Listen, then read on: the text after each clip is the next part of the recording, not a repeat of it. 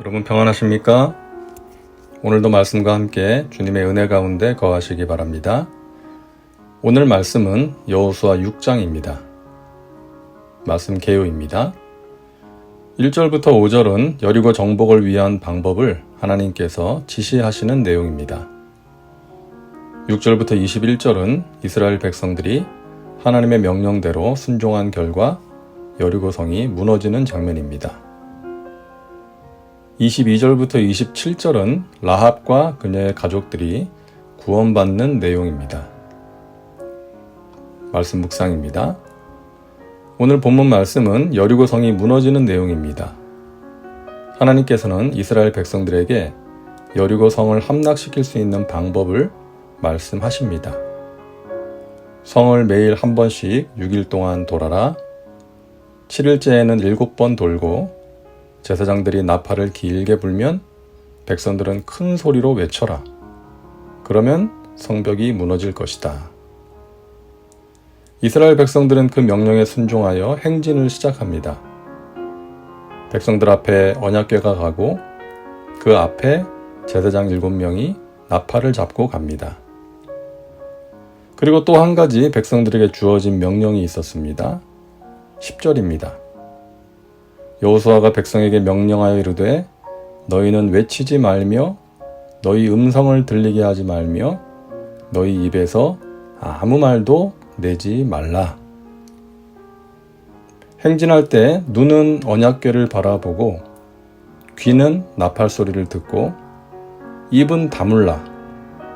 침묵을 명령하십니다. 왜 그런 것일까요? 만약에 자유롭게 말하도록 내버려 두었다면 분명히 이런 말 나오죠. 야, 이런다고 성이 무너지겠어?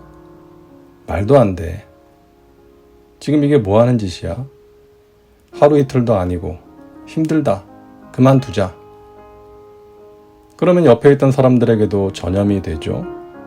잘 하던 사람도 동요가 될 수 있는 것이죠. 그러면 끝까지 돌지 못하고 중간에 우왕좌왕할 수 있고 의견 충돌이 일어날 수 있고 그러다 보면 행진을 포기할 수도 있는 것이죠. 그래서 침묵을 명하신 것입니다. 이스라엘 백성들이 과거에 그랬잖아요. 광야 생활하면서 얼마나 입으로 죄를 많이 지었습니까? 하나님을 원망하고 모세를 공격하고 목말라 죽겠다, 배고파 죽겠다, 지겨워 죽겠다. 가나안 땅을 앞두고는 우리는 들어갈 수 없다. 우리는 메뚜기와 같다. 오죽했으면 하나님께서 너희 말이 내 귀에 들리는 대로 내가 행하겠다라고 말씀하셨겠습니까? 이런 말이 있습니다. 침묵하라. 아니면 침묵보다 나은 말을 하라.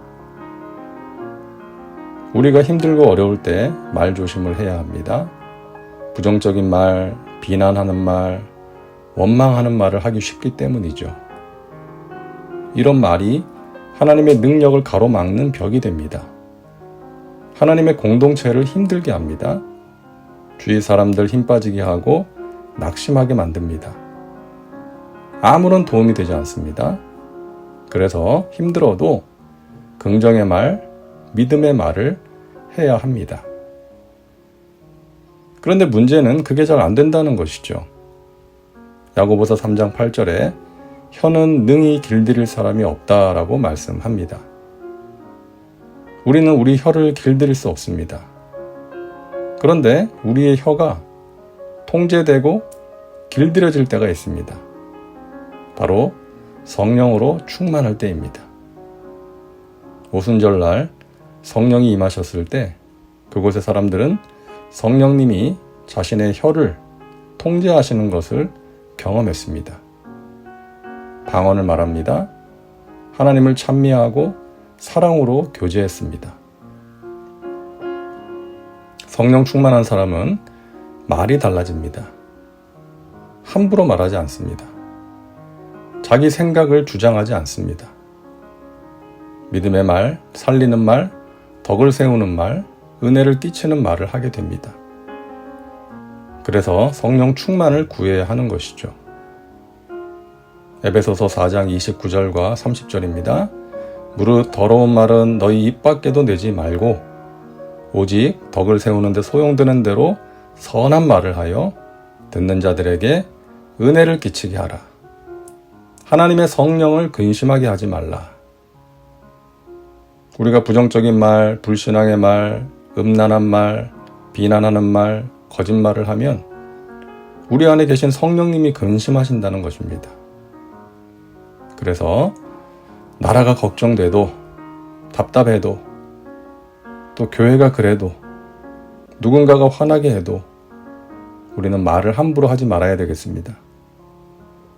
입 밖으로 나온 말은 돌이킬 수가 없습니다. 그래서 말을 조심해야 합니다.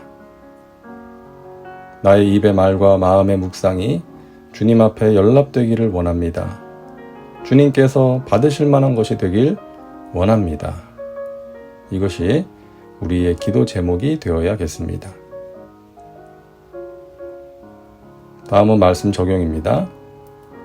오늘 말씀을 통해 당신에게 주시는 메시지는 무엇입니까? 당신이 평소에 하는 말 가운데 혹시 성령님을 근심시키는 말은 없는지 점검해 보시기 바랍니다. 이제 기도합니다.